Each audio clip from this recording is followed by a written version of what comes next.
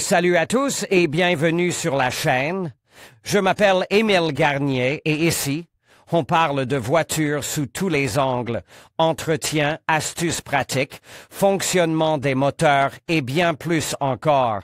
Si vous voulez mieux comprendre votre véhicule et éviter les erreurs coûteuses, vous êtes au bon endroit. Pensez à mettre un j'aime, à vous abonner à la chaîne et à regarder la vidéo jusqu'à la fin. Vous y trouverez des infos vraiment utiles. La marque Voyah est une sous-marque premium de la division électrique de Dongfeng, l'un des 3 plus grands constructeurs automobiles de Chine. Cette marque est très jeune, elle a été enregistrée en 2017, et les premières voitures ont été présentées en 2020. Il est révélateur que tout le développement de la marque commence par le développement de sa propre plateforme. Une Voyah plus modeste, baptisée Evolute, a déjà été enregistrée dans les ateliers d'assemblage de l'usine Motorinvest de Lipetsk. Mais il semble que les voitures Voyah resteront longtemps importées, avec les volumes de vente prévus, il n'y a pas de sens économique à s'impliquer même dans l'assemblage de grandes unités, sans parler du cycle de production complet. Mais pour ce qui est du marketing, c'est du tout cuit. Depuis l'automne dernier, Voyah a littéralement bombardé la presse automobile.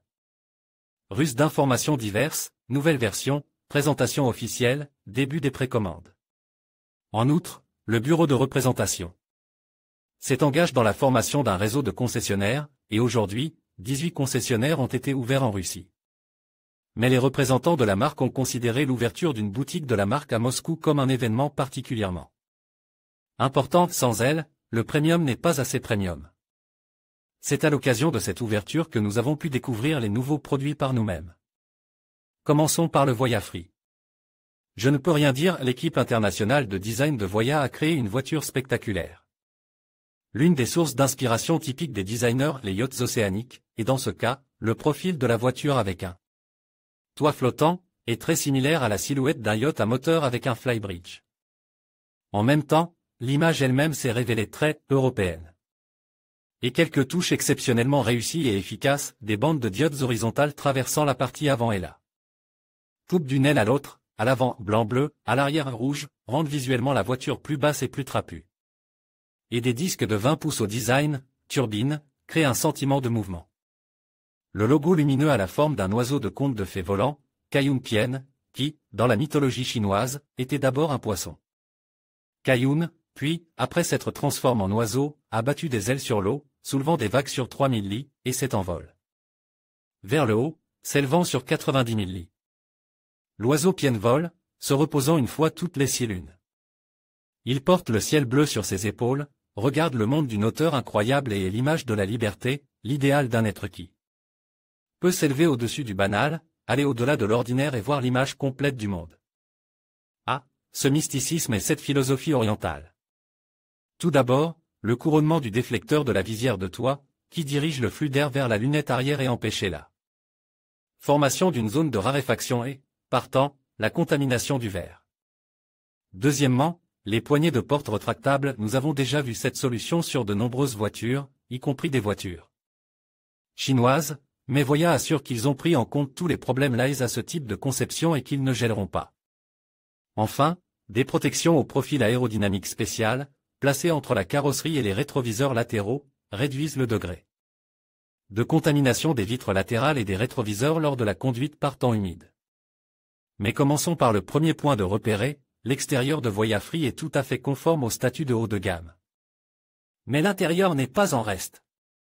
Vous ouvrez la porte et vous vous rendez compte que vous ne seriez pas surpris de voir sur un volant massif non pas Kaiyun Pian Bird, mais un autre logo plus célèbre. Le bois n'est pratiquement pas utilisé dans les garnitures intérieures, mais il y a beaucoup de cuir de haute qualité. L'équipement est complet, système de climatisation avec aromatisation et filtre à particules PM 2.5, siège avec ventilation, chauffage et massage, etc. Encore un peu de philosophie taoïste chinoise classique, le sélecteur de mode de conduite a la forme d'une tige 8, censée porter chance et exaucer les souhaits, et qui fait donc partie des 8 joyaux traditionnels. Ce qui est amusant, c'est qu'à l'origine, cette tige de juillet n'était qu'un simple gratte d'eau. À côté du sélecteur se trouve une touche permettant de sélectionner les modes spéciaux. Ils sont au nombre de 6, 5 préréglés, dont le mode tout-terrain, outing et le mode sportif, perf et impersonnalisable. Les paramètres du mode définissent non seulement la réponse à la pédale d'accélérateur, mais aussi la hauteur de la garde au sol. En effet, Voya Free est équipée d'une suspension pneumatique, et en mode outing, la garde au sol augmente de 50 mm, et en mode perf, elle diminue de 30 mm. Mais, bien sûr, l'élément dominant du design intérieur est un ensemble unique de 3 écrans tactiles, chacun d'une diagonale de 12,3 pouces, l'écran du conducteur, l'écran du passager avant et l'écran commun. Tout cela est personnalisable selon vos souhaits, par exemple, sur l'écran du conducteur, et en même temps sur le tableau de bord. Vous pouvez afficher une carte de navigation ou une image provenant de la caméra infrarouge de vision nocturne. La voiture en général est saturée de haute technologie, par exemple, le système de contrôle vidéo externe est complète par 2 caméras internes, dont l'une est située au plafond et permet de contrôler les passagers de la rangée arrière, et s'ils s'endorment. L'automatisation elle-même rendra le déplacement plus fluide. L'autre est située sur le panneau avant et surveille votre état, si vous commencez à vous endormir, si vous n'êtes pas distrait de la conduite. Le toit panoramique avec verre intelligent électrochrome, qui devient complètement transparent, fume, givre ou qui bloque complètement la lumière à votre demande, est également spectaculaire. La technologie interne n'est pas en reste, par exemple, l'accélération à 100 km/h en 4,7 secondes dans la version EV purement électrique. Et en 4,5 secondes dans la version hybride VR. La conception de la suspension est tout à fait cohérente avec cette dynamique, à l'avant, double triangulation, à l'arrière, multilevier. Combine à un centre de gravité bas, l'architecture SA, Electrical Smart Safety Architecture, implique le placement de la batterie dans le plancher de la berline, à l'intérieur de l'empattement, tout cela promet une bonne contrôlabilité. La seule chose qui prête à confusion, c'est l'endurance des pneumoballons de la suspension dans nos conditions, mais les employés de la société assurent que la voiture a parcouru pas moins de 100 000 km dans des conditions de gel et de neige extrêmes. Et que tout fonctionne normalement. Mais en général, j'attends avec grand intérêt l'occasion de conduire cette voiture, surtout dans la variante hybride. La Voya Free EVR est conçue comme un hybride en série, c'est-à-dire qu'elle possède un moteur à combustion interne sous le capot. Mais aucune liaison mécanique avec les roues. Ce moteur turbo de 1,5 litres, qui tourne à vitesse constante en mode optimal, n'est occupé qu'à recharger la batterie en marche d'une capacité inférieure à celle d'une voiture électrique pure, 33 kWh contre 106 kWh. En conséquence, l'hybride s'avère un peu plus léger, sa masse est de 2290 kg contre 2340, donc plus dynamique, et un plein et une batterie entièrement chargée devrait suffire pour 860 km. Dans le même temps, le moteur digérait assez bien les 92 litres d'essence, et en utilisant uniquement la traction électrique, il est possible de parcourir 140 km. Pour la plupart des gens, c'est suffisant pour faire l'aller-retour entre la maison et le bureau. Certes, la voiture hybride ne dispose pas d'un coffre supplémentaire de 75 litres sous le capot, mais seulement du coffre principal. Mais ce coffre principal a un volume impressionnant de 560 litres, et de 1320 litres lorsque la deuxième rangée est rabattue. Mais la rencontre avec le monospace Voya Dream n'a pas été moins intéressante.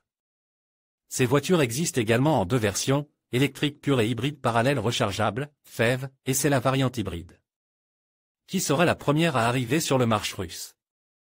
Contrairement au crossover Free, le même moteur turbo de 1,5 litres a un degré de forçage légèrement plus élevé et produit 108 chevaux. Cependant, 2 moteurs électriques de traction fonctionnent en parallèle avec lui, qui sont alimentés par une batterie de 25 kWh. Ensemble, ils peuvent accélérer la voiture de 100 km/h en 5,8 secondes, alors que le poids de la voiture est de 2620 kg. L'autonomie totale avec un réservoir plein et une batterie chargée est de 750 km, en réalité, bien sûr, moins, car les mesures ont été effectuées sur la base du cycle NEDC, et avec de l'électricité pure, vous pouvez parcourir environ 80 à 82 km. Les sièges du conducteur et du passager avant ne sont pas moins confortables que ceux installés dans le crossover Free, et l'équipement n'est pas inférieur, le même système audio d'in-audio et les mêmes 3 écrans tactiles de 12,3 pouces réunis en une seule unité. Mais ici encore, la quintessence du confort réside dans les sièges capitaines de la deuxième rangée. Tout d'abord, il faut noter la facilité d'accès, les designers chinois n'ont pas lésiné sur les moyens et ont équipé la voiture de 2 larges portes coulissantes à commande électrique. Deuxièmement, les sièges eux-mêmes sont réglables en 8 directions par commande électrique, angle du dossier, soutien lombaire avant, arrière et mouvement de haut en bas, ainsi que l'élévation du repose-pied. Les sièges sont ventiles, masse et chauffe, dotent d'un port USB, d'un bouton de retour en position initiale, de table pliante. Dans le dossier des sièges avant et d'un bouton boss, réglage du siège avant droit depuis le côté du passager arrière. Toutefois, il est nécessaire de déplacer ces sièges dans le sens longitudinal pour permettre aux passagers d'accéder manuellement à la troisième rangée. Et maintenant, les perspectives du marche. Pour être franc, je ne vois pas un grand nombre de particuliers parmi les acheteurs de Voyadream. Tout est possible, bien sûr, mais ces monospaces de luxe seront plutôt achetés comme transport d'entreprise ou comme navette VIP d'hôtel 5 étoiles. Et Dream a peu de concurrents, si peu qu'on peut dire qu'il n'y en a pas du tout. Bien sûr, un client fortune peut s'offrir à la fois un Toyota Alphard Executive Lounge et un Mercedes Vito avec un salon équipe au niveau du vrai luxe.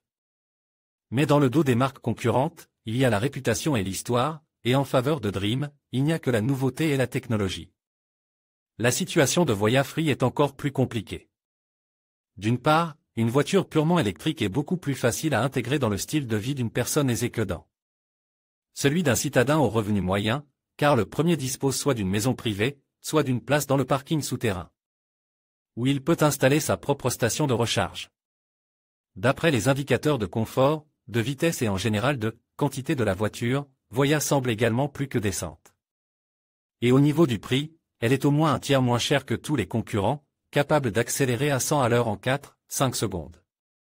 Mais parmi les concurrents des nouveaux venus dans le monde des marques automobiles, il n'y a que la Tesla Model X.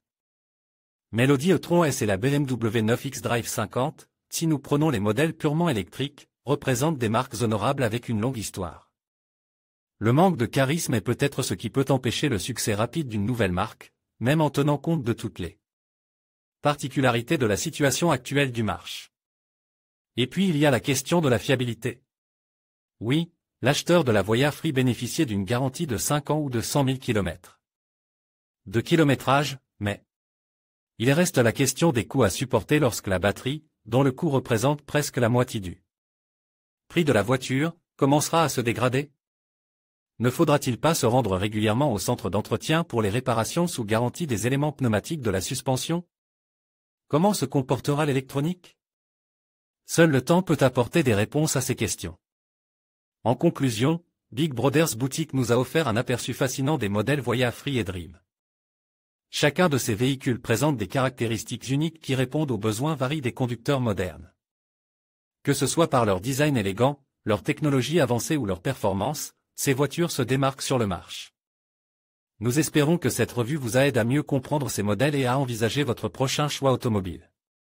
Merci de nous avoir suivis et à bientôt pour d'autres découvertes.